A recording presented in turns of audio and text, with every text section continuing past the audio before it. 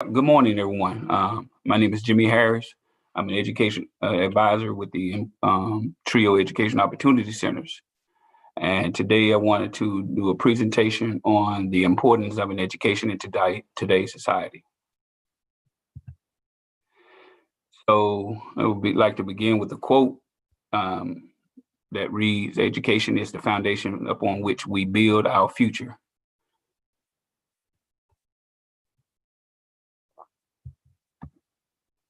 And one may ask themselves, why is an education important? Well, an education is important to the growth and development of an individual, community, and nation. It is achieving knowledge that provides you stability in life and prepares you for the unpredictable future. So, measuring the value of an education.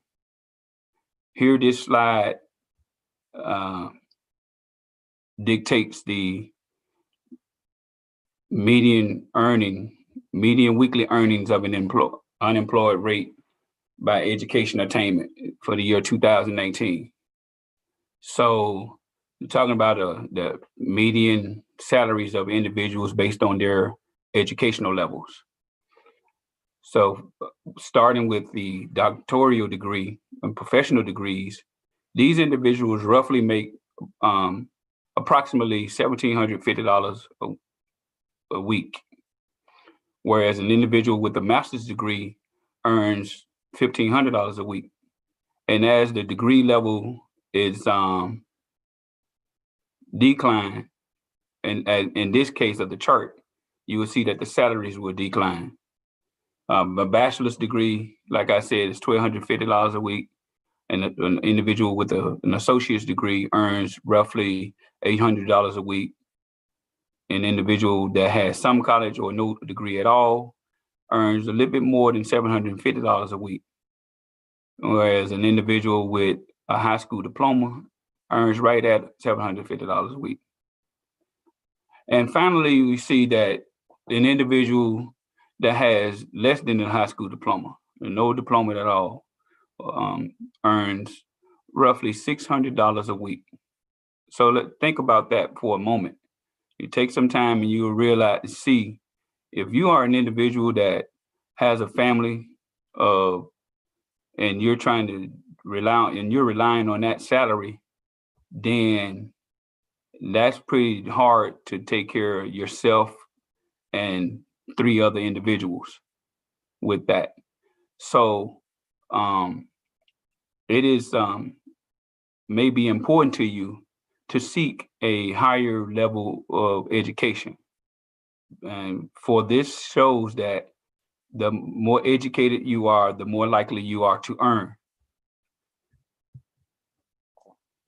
So let's also talk about the cost of not having an education.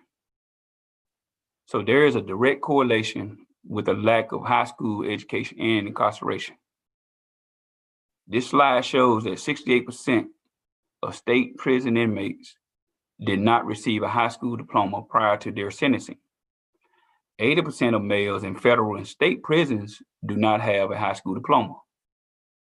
And according to the Hamilton Project, there is a 70% chance that an African American male without his high school diploma will be in prison by his mid-30s.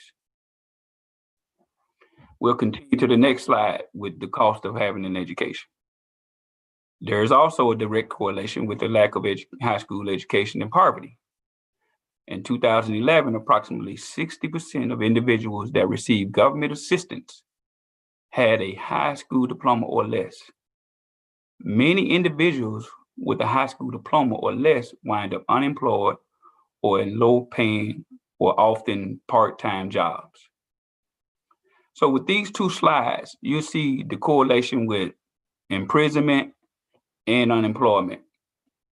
That is an astounding statistic where it is more likely that an individual it is safe to say that an individual that does not possess a high school diploma or better is most likely to be convicted of a crime and end up on poverty. And that is detrimental to our society. Hence why we should it's getting individuals prepared for their future and improving our communities. So examples of jobs held by individuals with high school diplomas or less. There are several here.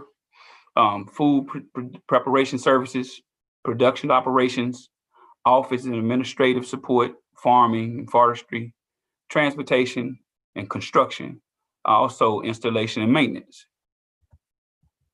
Now I gave you a list of these jobs with individuals that possess a high school diploma or less, only to lead you to this next slide that I have displayed, jobs that are at risk. For those jobs that I just mentioned are at risk. And I may ask, risk of what? So as you read along with this slide, you'll see that more than half of the jobs that don't require a bachelor's degree are at risk of automation. Automation is more quickly adopted during economic downturns and recessions, as well as pandemics. So here we currently are under the COVID-19 pandemic, and we see that many people are forced to work from home. Some jobs have been furloughed. Our manufacturing plants are relying heavily on technology, so they have reduced the number of shifts that they currently have. And here in the Midwest, I am currently located in the city of St. Louis. We are especially vulnerable to technology because the jobs that we rely on are heavily surrounded with manufacturing and agriculture.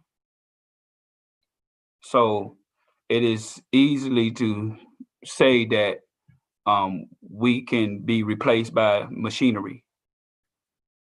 Technology is real.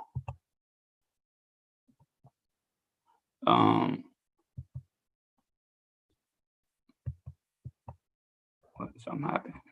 I do apologize. My slide has frozen.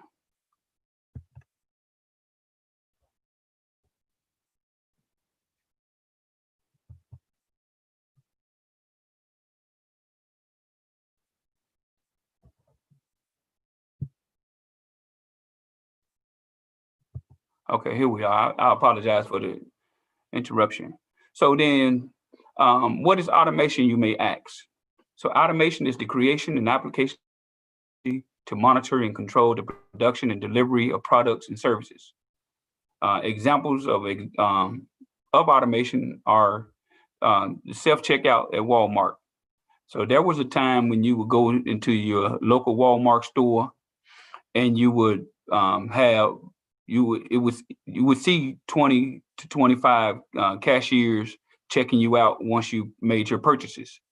Well, now today's society, you would go into Walmart and you would have 5 checkout lanes and 20 self-checkout lanes.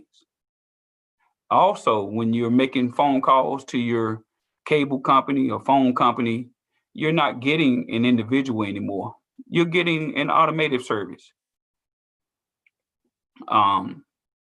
Banking is another institution that has where technology has taken over.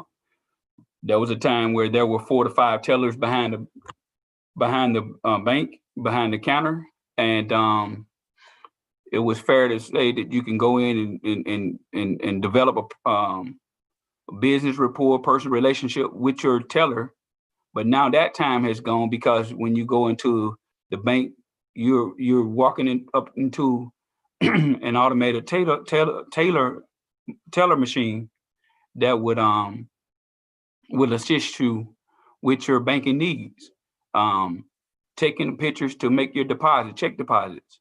You do not have to go inside the bank to do that anymore. You snap a picture and send it to your banking service, and that deposit is now done. So automation is something that our country and the world is utilizing more frequently, which results to individuals that possess a high school diploma or less are at risk of losing their jobs because of these things. So what should you do? Well, let's talk about securing your future and making yourself more economically viable. Obtaining a high school diploma or its equivalent, obtaining additional knowledge and skills. You may be one that have a high school diploma, and maybe in need of a skills upgrade. You may have a bachelor's degree. You may there was a time where when I was in school, there was emphasis placed on getting a bachelor's degree. Now there's emphasis on getting a master's degree or a PhD or having some cross training, possessing a certification along with that degree, or even a trade school certificate.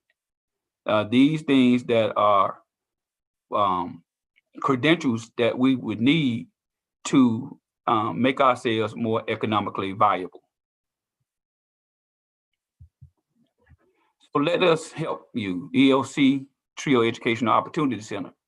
We would take an individual that is beginning first generational student, someone that's looking to go back to school, or someone that's just looking to get started. We will assist you with obtaining your goal. Our mission at EOC is to empower our community by empowering our clients. We have a number of services that we offer: FAFSA application, financial aid verification, student loan interest counseling, default student loans. We also offer tutoring for individuals that are seeking their HiSET or GED, Works Keys certifications, career counseling, job and career placement. So there, we along with a number of services that one may need to secure their future and remove themselves from that stagnant mentality that they may suffer from. If you are interested in our services, feel free to contact me. My name again is Jimmy Harris. I'm an academic advisor with the Trio Education Opportunity Center. My office phone number is 314-361-0265.